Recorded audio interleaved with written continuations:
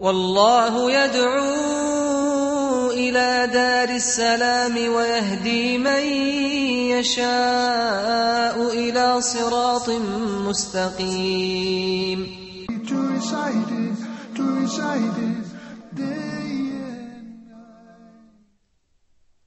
Assalamu alaikum wa rahmatullahi wa barakatuh. Welcome to your show In the Light of the Qur'an. The light that we will deal with today, the wisdom that we will try to take today and understand is from the surah of Al-Ra'd, the surah of thunder. This wisdom is very important for the Muslim ummah as a whole, for the Muslim nation. It is very important, especially today, when the Muslims are lagging behind and they have lost the great position and the wonderful position of leadership that Allah granted them. There's a law that Allah has imposed on the universe and the creation. It is very important for us to understand it today, and actually this can be a way of life. This law can be a very important aspect of our way of life, because it can tell us how we can assume again our position that Allah granted us, the position of honor and the position of dignity. We will start with the recitation as usual, then inshallah we will try to see this wonderful light from the surah of thunder. أعوذ بالله من الشيطان الرجيم وإن تعجب فعجب قولهم أإذا كنا ترابا أإنا لفي خلق جديد أولئك الذين كفروا بربهم وأولئك الأغلال في أعناقهم وأولئك أصحاب النار هم فيها خالدون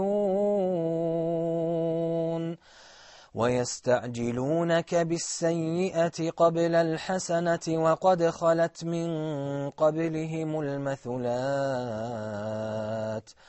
وإن ربك لذو مغفرة للناس على ظلمهم وإن ربك لشديد العقاب ويقول الذين كفروا لولا أنزل عليه آية من ربه إنما أنت منذر ولكل قوم هاد الله يعلم ما تحمل كل أنثى وما تغيض الأرحام وما تزداد وكل شيء عنده بمقدار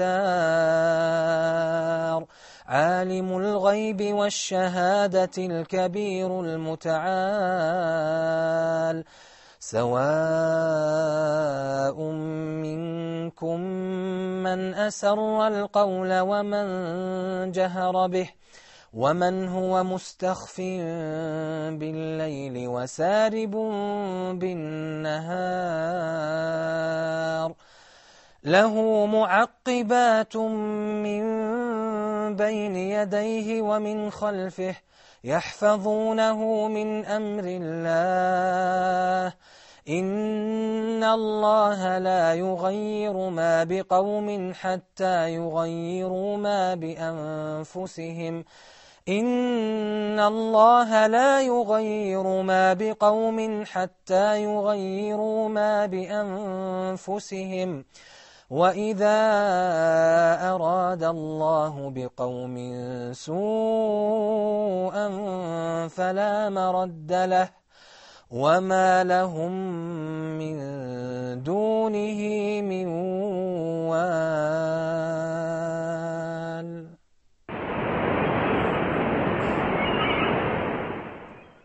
Assalamu alaikum wa rahmatullahi wa barakatuh.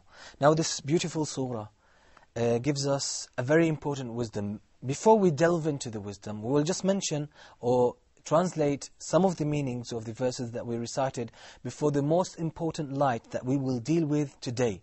Now Allah says to Prophet Muhammad that if you are amazed, then what is more amazing, if you are amazed of their rejection on Prophet Muhammad, the rejection of the disbelievers, what is more amazing is their statement that after we turn into dust, after our bodies decompose and turn into dirt, are we going to be created again? Now Allah is saying this is really amazing, this kind of exclamation, this kind of question or some kind of disbelief. It is amazing. The reason why it is amazing, because it is very logical to answer or to give it an answer, is that you were created in the first place from nothing. So do you think it's going to be difficult to be brought to life again or to be created again? This is why this exclamation of the disbelievers is actually nonsense. Then Allah says the disbelievers, they are the ones who say this are the disbelievers, and they will be chained on the day of judgment, and they are the dwellers of the hellfire. These are the people of the hellfire. They will stay there forever. Then Allah says that even they reached a higher stage in their defiance to you, O Muhammad, and they ask you to bring the punishment upon them. Bring the punishment upon us if you are truthful. This is the defiance, and this is the attitude they displayed to Prophet Muhammad ﷺ. What Allah says, before them there were so many nations that were destroyed by Allah. They were punished by Allah. Why are these people so hasty to get the punishment from Allah? They should take time and they should think about the reality of the message that came to them. Then Allah says that although people are wrongdoers, the people are oppressed themselves and they reject the message, still Allah is very forgiving and Allah is very kind in dealing with them. But Allah says at the end that, don't forget that Allah's punishment is very severe. The chastisement Allah prepared for the disbelievers is very, very severe and very tough. Then Allah mentions another argument of the disbelievers. They say that, why doesn't Allah send a sign with Prophet Muhammad? Why doesn't He send a sign with Muhammad to convince us? Allah says to them, because Allah already sent so many signs, Allah is saying to them, or Allah is saying to Prophet Muhammad, you are only a warner, you are only a prophet, you only convey the message of truth. You are not supposed in the first place to have signs, but these signs are a mercy from Allah to help the people, make the way easy for the people to accept the message of Islam. So Allah says, O Muhammad, you are a warner, and for every nation we have sent a warner and a messenger. This is the message of Islam, and this is what Allah does with every nation. Then Allah says that, Allah talks about His knowledge, that Allah knows everything in the womb of any woman, any pregnant woman, when she conceives, Allah knows about that. Allah knows even before that. Allah's knowledge has encompassed everything. And everything that is in the wombs of the women, and the way it grows, and the stages the embryo goes through, Allah knows about all this, all the details.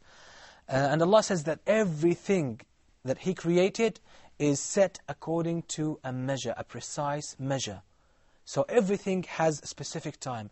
Everything has a precise measure for it that it goes through. Everything has a schedule that it follows without mistake. Then Allah further explains His knowledge. He says, for Allah it is equal that if you display your speech or you display your intentions, or whether you conceal them. Allah knows about that. It makes no difference to Him. He knows what is inside your hearts, and He knows what you display publicly. And Allah knows the people who hide the things in the night, hide the evil things in the night, and Allah knows the ones who do things openly during the day. They are the same to Allah subhanahu wa ta'ala. Then Allah says that He has dedicated, or He has entrusted angels with the duty of preserving mankind. Now we human beings, we have angels to preserve us and protect us. Otherwise we would be the victims of the jinn. You know the jinn, the evil jinn, they always try to attack and harm human beings. But Allah has appointed angels to protect mankind. They protect us from in front, ahead of us. In front, there are angels in front of us and angels behind us. Angels on both sides of us. They protect us from the harm, different harms. The harm of jinn and the harm of different things. Even sometimes, something very bad, a very difficult accident happens to some of us, but all of a sudden, for example, we know about certain people who have friends who had a very bad accident in the car, but they came out without a scratch in their bodies. Why is this? Definitely this is from the angels that protect the human beings. Then Allah gives us the most important wisdom of these verses. Allah says Allah does not change the state of a people until they have changed what is in themselves. Now we Muslims, if we really want to assume our position of leadership, to be the best nation raised to mankind, the best nation in this world, to lead the people to what is good, then we have to change what is in ourselves. How do we change what is in ourselves?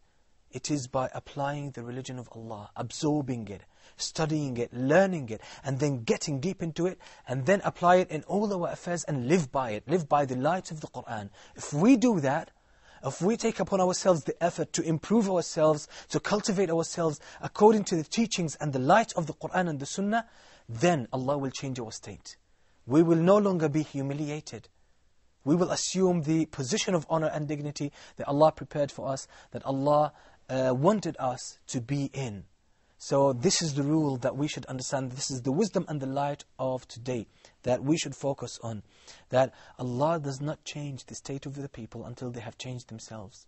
In another verse in the Qur'an, Allah says, "In tansurullaha yansurkum." If you champion Allah, if you help Allah, Allah will help you. How do we help Allah? Allah does not need our help.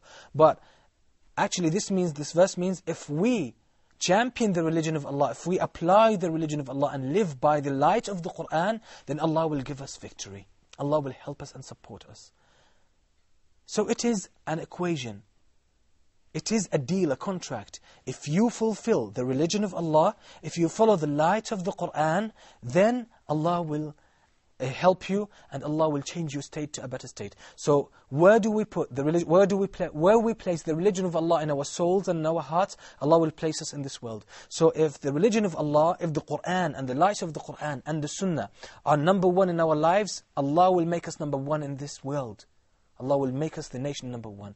If we give precedence to our desires and to other ways of life and to the temptations of this worldly life, then Allah will not make us number one in this world.